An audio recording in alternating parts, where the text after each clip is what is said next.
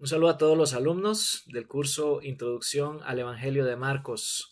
Este es ya el video final de este curso. Un saludo también a aquellos que sin estar tomando el curso miran estos videos. Si quieres tener más información en cuanto a Prédica Vida Online, donde vamos a estar llevando cursos similares, estudiando otros libros bíblicos, ahí está el correo electrónico.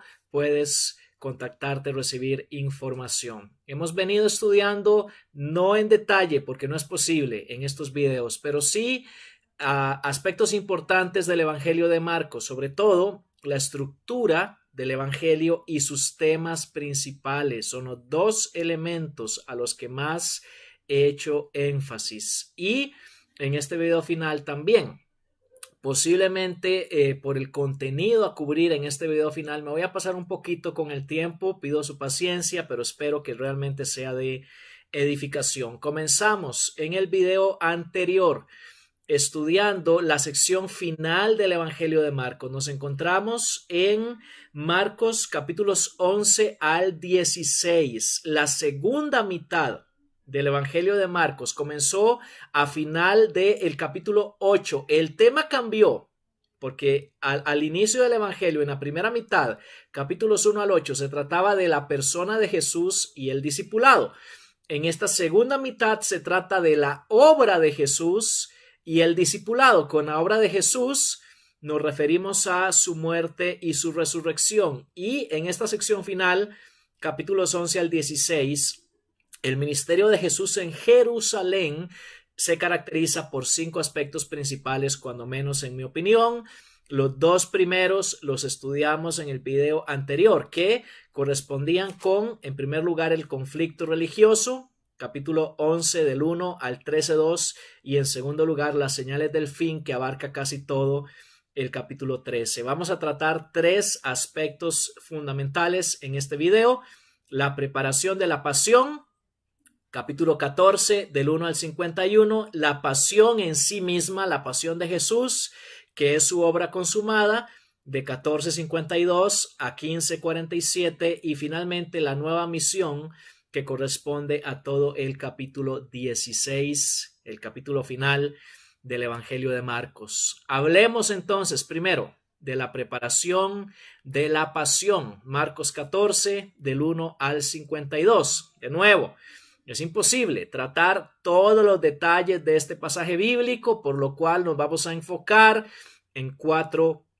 temas principales. Vamos a hablar de el ungimiento de Jesús en Betania, en primer lugar, capítulo 14, versículos 3 al 9. Esa escena, cuando Jesús está ahí en Betania, hay una mujer que entra con un vaso de alabastro de perfume purísimo y lo derrama a los pies de Jesús, nos recuerda por encima de todo el valor incomparable de Jesús, así como el valor incomparable de la predicación del Evangelio a todo el mundo, porque en una parte de esa narración Jesús promete que esa mujer anónima, no aparece el nombre de ella, por lo menos en la narración de Marcos, que ella iba a ser famosa en todo el mundo, por decir así, porque donde quiera, dice el verso 9, que se predicara el evangelio en todo el mundo, también se iba a contar la historia de lo que ella hizo por Jesús, porque lo que ella hizo fue mostrar que para ella Jesús era más valioso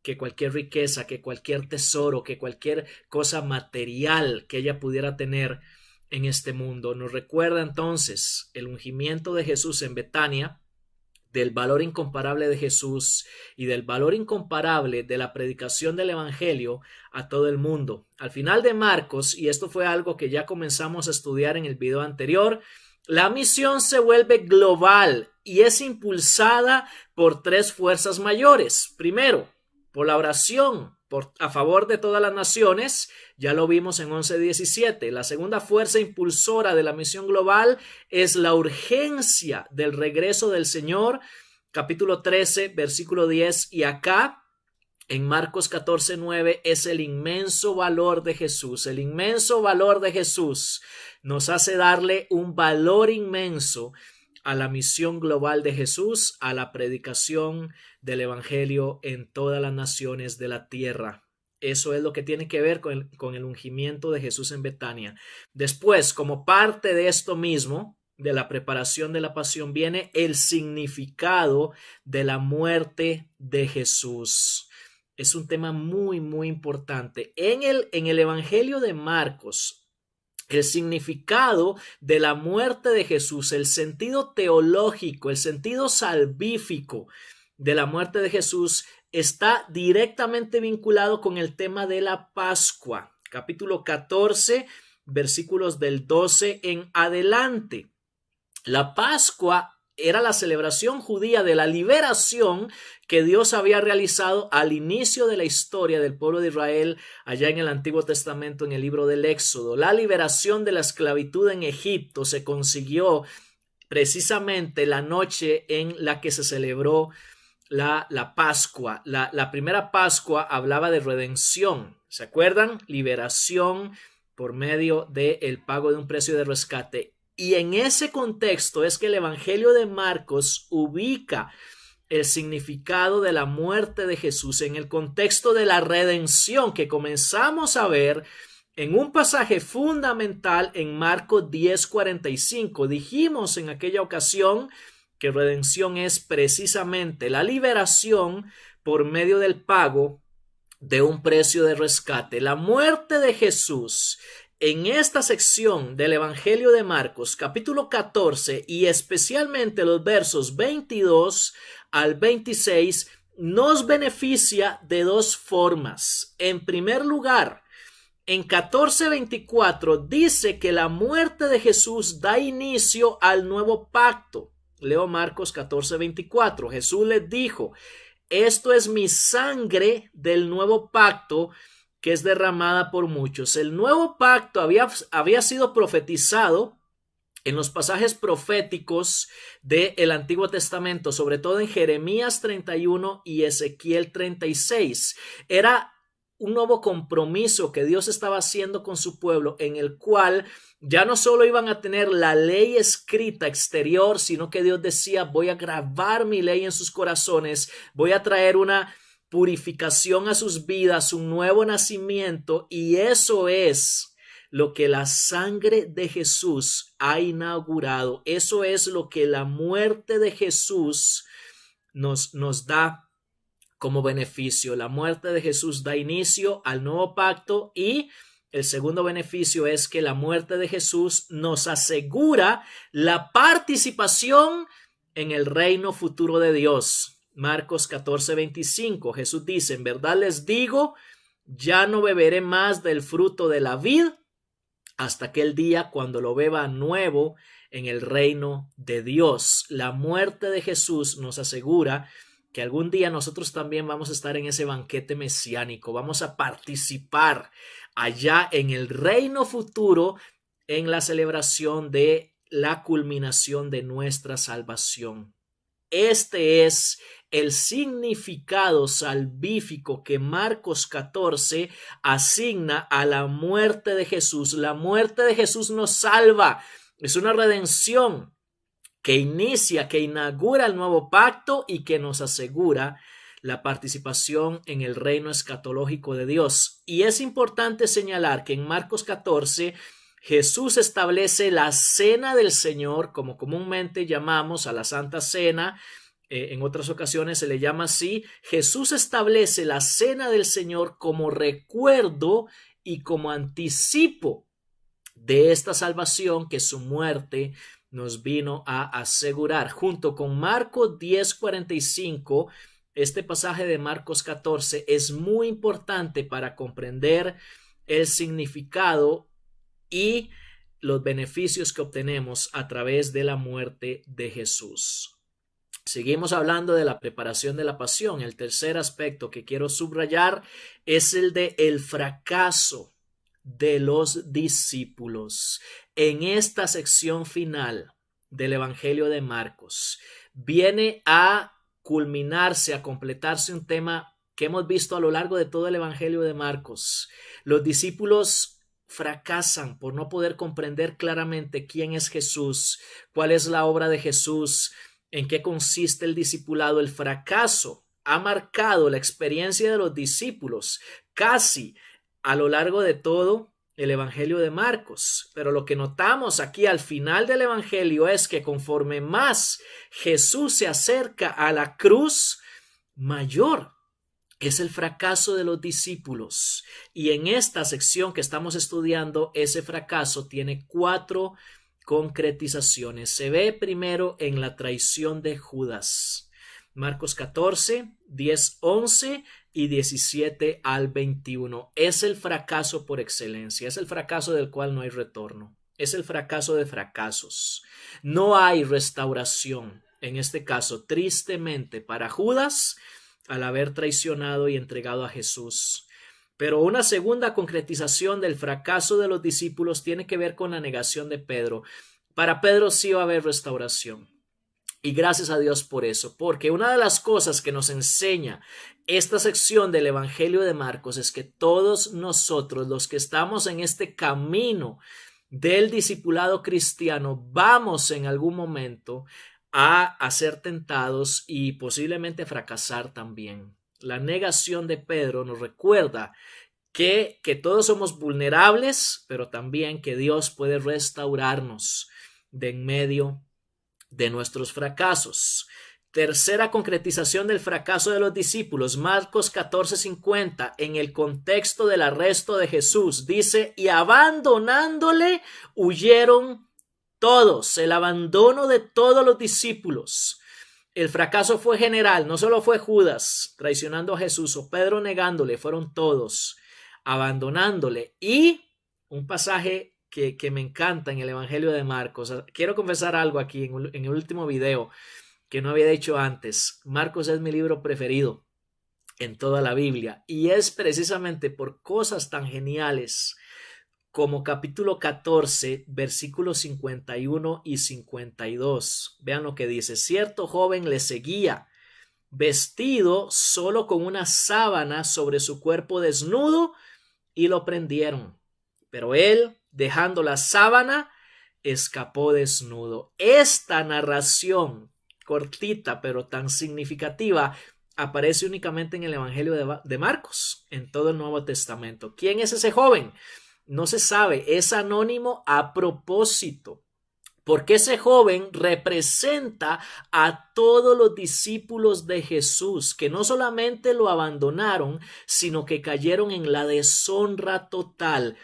Todos los discípulos de Jesús experimentaron de alguna manera lo que ese joven experimentó, porque huir desnudo en esa cultura, en ese contexto, y yo diría que también el día de hoy, es el símbolo de la deshonra total. Eso es lo que significa, es lo que simboliza la narración de ese joven que abandona a Jesús huyendo desnudo. Todos los discípulos están representados ahí y de alguna manera también nosotros, todos los discípulos de Jesús, fracasamos de alguna manera en el camino del discipulado. Y más adelante, cuando estemos ya al pie de la cruz, en la escena de la crucifixión, vamos a ver lo maravilloso de que a pesar de nuestros fracasos, somos salvos, no por nuestra fidelidad, sino por la fidelidad de Jesucristo. Somos salvos no por nosotros, sino por lo que el Hijo hizo por nosotros, por la muerte de Jesús en la cruz. Algunos dicen que ese joven que huyó desnudo podría ser el mismo Marcos, quien se introdujo a sí mismo en el relato. Yo no quiero especular, el relato es anónimo a propósito, repito, es parte de su genialidad narrativa, porque es un símbolo de la deshonra total en la cual cayeron todos los discípulos en ese momento. Y el cuarto aspecto que quiero mencionar en cuanto a la preparación de la pasión tiene que ver con la oración de Jesús en Getsemaní, Marcos 14, 32 al 42. Este es uno de los pasajes más importantes en todo el Evangelio de Marcos en cuanto a el tema de la oración. Este texto recalca 6 aspectos esenciales de la oración cristiana. Veámoslos brevemente. Primero, lo que podríamos llamar la agonía en la oración, sufrir delante de Dios. Cuando Jesucristo está cerca de ser arrestado y de comenzar su sufrimiento, él le dice a los discípulos: mi alma está muy triste hasta la muerte. Y delante de su Padre, él derrama todo ese sufrimiento y dolor previo a su crucifixión. Y es un modelo para nosotros. Tenemos que aprender a echar toda nuestra agonía, sufrimiento y dolor delante de nuestro Padre por medio de la oración.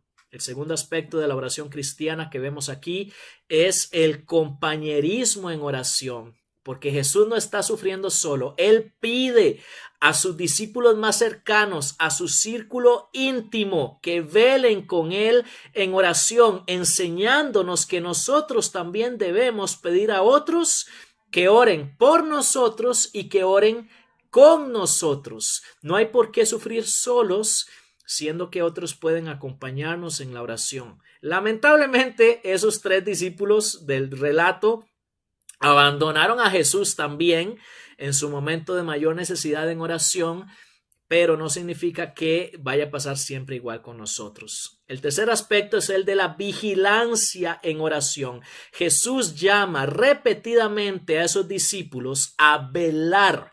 La necesidad de velar en oración es fundamental para no entrar en tentación. Jesús les dice: velen para que no caigan en tentación, porque aunque el espíritu está dispuesto, la carne es débil.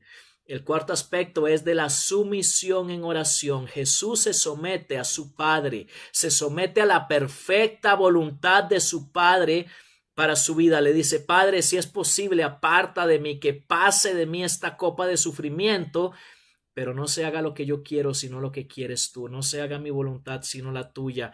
Necesitamos, hermanos, aprender que la oración consiste en ponernos a nosotros mismos bajo la voluntad de Dios. No consiste en tratar de poner a Dios bajo nuestra voluntad. La sumisión en oración. El quinto aspecto es el de la debilidad en oración. ¿Por qué? Jesús lo dijo: nuestra carne es débil. ¿Es fácil orar? No, no lo es. Por lo menos no en momentos como este. Es difícil y necesitamos reconocer eso, que somos débiles, pero aún así viene el último aspecto, que es el de la perseverancia, el de la constancia en la oración a pesar de la debilidad de nuestra carne. 3 veces, dice el pasaje, Jesús ora lo mismo delante de su Padre, y eso nos habla precisamente de cómo necesitamos aprender a perseverar en oración, a ser constantes, a traer nuestras peticiones delante de Dios una y otra vez. Jesús estaba listo, hermanos, para afrontar su pasión, porque él venció en la oración, mientras que los discípulos lo abandonaron físicamente porque antes lo habían abandonado en la oración. Nuestro fracaso en el discipulado comienza con el fracaso en nuestra vida de oración. Por eso, este es un buen momento para repasar toda la enseñanza del Evangelio de Marcos sobre la oración. Marcos habla de la oración en 6 textos de su Evangelio. Ahí aparecen para que los puedan checar luego. Y según Marcos, la oración requiere por lo menos 4 cosas: prioridad, visión global, fe y perseverancia. Esa es la enseñanza que nos da el Evangelio de Marcos en cuanto al importante tema de la oración. Termino entonces acá lo que tiene que ver con la preparación de la pasión. Hablemos ahora de la pasión de Jesús propiamente, de su obra consumada.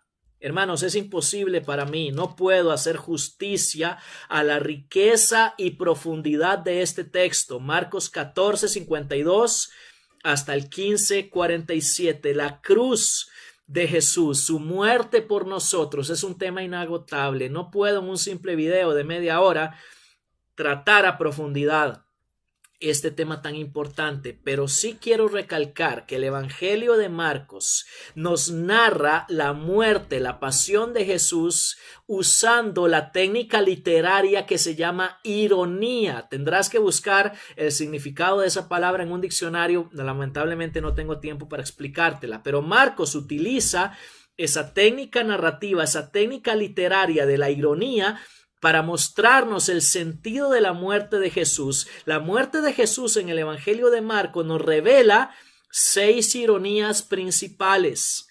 Primero, Jesús es el rey que muere.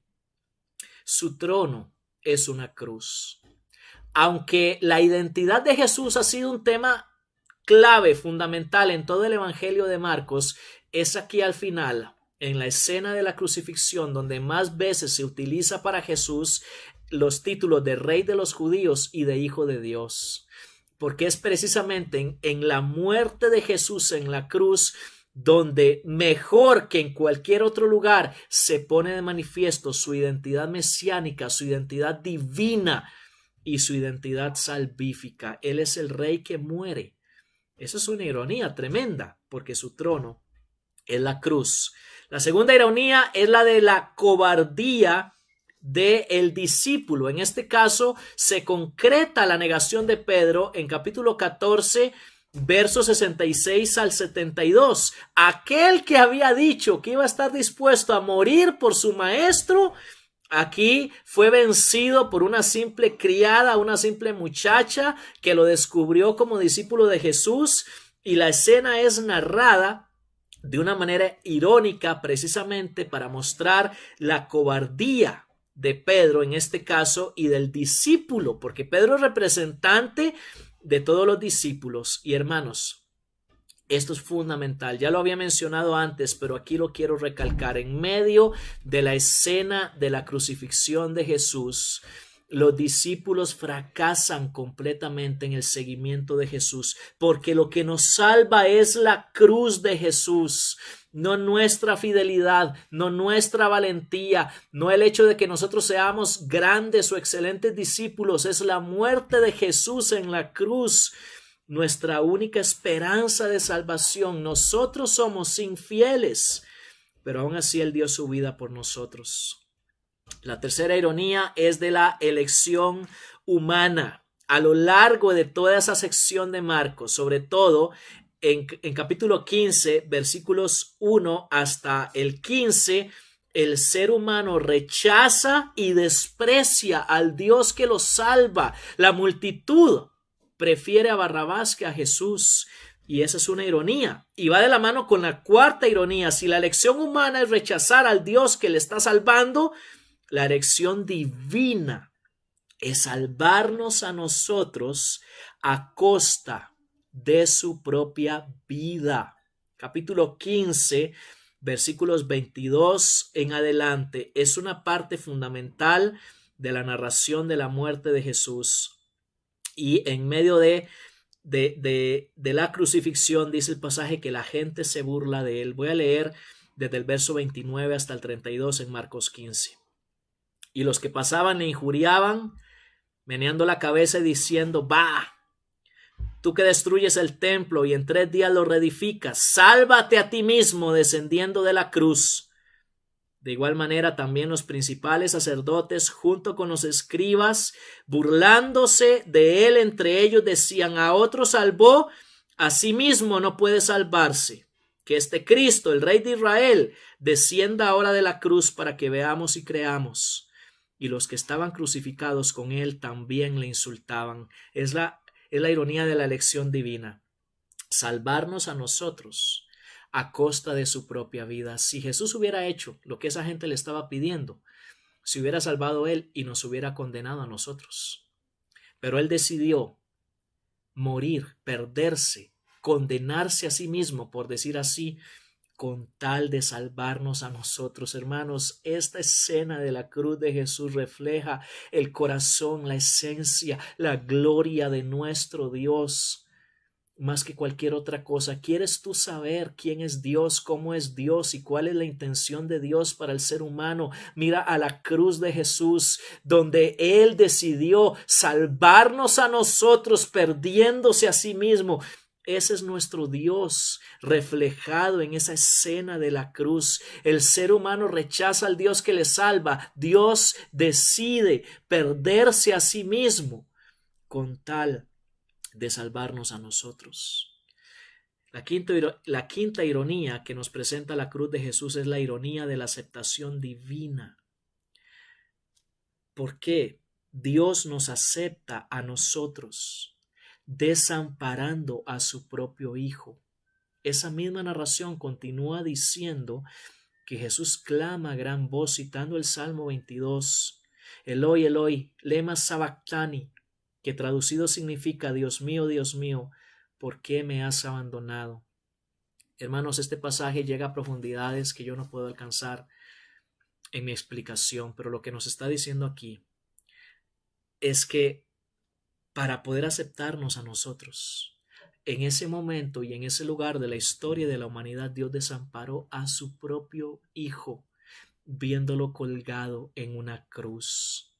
Así nos ama Dios, así busca y anhela Dios nuestra salvación. La cruz de Jesús destruye cualquier imagen de un Dios indiferente o de un Dios apático o de un Dios que busca hacerle daño al ser humano. Mucha gente piensa así de Dios hoy. Si Dios es tan bueno, si Dios nos ama, si Dios es tan poderoso, ¿por qué permite el sufrimiento? La cruz de Jesús nos presenta a un Dios que está dispuesto a perderse a sí mismo para salvarnos a nosotros y que está dispuesto a desamparar a su propio Hijo en un momento y un lugar determinados, en la cruz, con tal de aceptarnos a nosotros. Esa es la ironía y la inmensidad del amor de Dios manifestado en la cruz de Jesús y del amor de Jesús dispuesto a sufrir y padecer todo eso a nuestro favor. Y la última ironía es la que consiste en la fidelidad de las mujeres, las únicas que están al pie de la cruz. A partir del versículo 40 del capítulo 15 no han aparecido muchas mujeres como discípulas en el Evangelio de Marcos, pero ahí están fieles al final. Siendo que todos los discípulos varones lo abandonaron, ellas están ahí. Y es una ironía, porque en ese tiempo se suponía que los varones eran los que simbolizaban la valentía y la fidelidad y las mujeres lo contrario. Pues aquí pasa al revés, como muchas veces también en la historia del cristianismo las mujeres son más fieles. Esto es lo que tengo que explicar en cuanto a la pasión de Jesús. Lamentablemente, repito, no logro hacerle justicia a un pasaje tan importante y tan hermoso. Pero necesitamos avanzar para terminar hablando finalmente de la nueva misión, capítulo 16 del Evangelio de Marcos. La misión es echada a andar, es impulsada por la resurrección de Jesús. En el último capítulo del Evangelio de Marcos aparece la misión porque desde el inicio del Evangelio ha sido la meta del discipulado, y en este capítulo 16 la misión consiste en el anuncio a todo el mundo, a todas las naciones, según el verso 15, del Jesús resucitado, que actualmente está sentado a la derecha de Dios Padre. Así termina el Evangelio de Marcos. El Jesús que dio su vida en la cruz no quedó en el sepulcro en el que lo pusieron, se levantó de los muertos, ascendió a la derecha de su Padre y ahí está sentado dirigiéndonos en el transcurso de nuestra misión. Y esa misión es respaldada, según palabras del mismo Jesús, por las señales del poder de Dios que acompañan a quienes llevan el mensaje de la predicación del Evangelio a todo el mundo. Las señales nos recuerdan un tema que hemos visto desde el inicio de Marcos. La misión es integral. Palabras y obras van juntas. Dios no solo se preocupa por nuestras necesidades espirituales, aunque por supuesto lo hace, sino también por nuestras necesidades físicas y materiales. Eso es lo que nos enseña Marcos 16 sobre la misión. No es lo único, pero es lo más importante. Al final de Marcos, la historia vuelve a empezar de alguna manera, porque el ángel que aparece a los discípulos ahí en el sepulcro donde estaba Jesús les dice que regresen a Galilea, que regresen al lugar donde había iniciado la misión de Jesús. Esto ha sido el Evangelio de Marcos, abuelo de pájaro, enfatizando la estructura del Evangelio y los temas principales. Y yo soy Mauricio Acuña y espero que este curso haya sido de edificación para tu vida. Que el Señor te bendiga.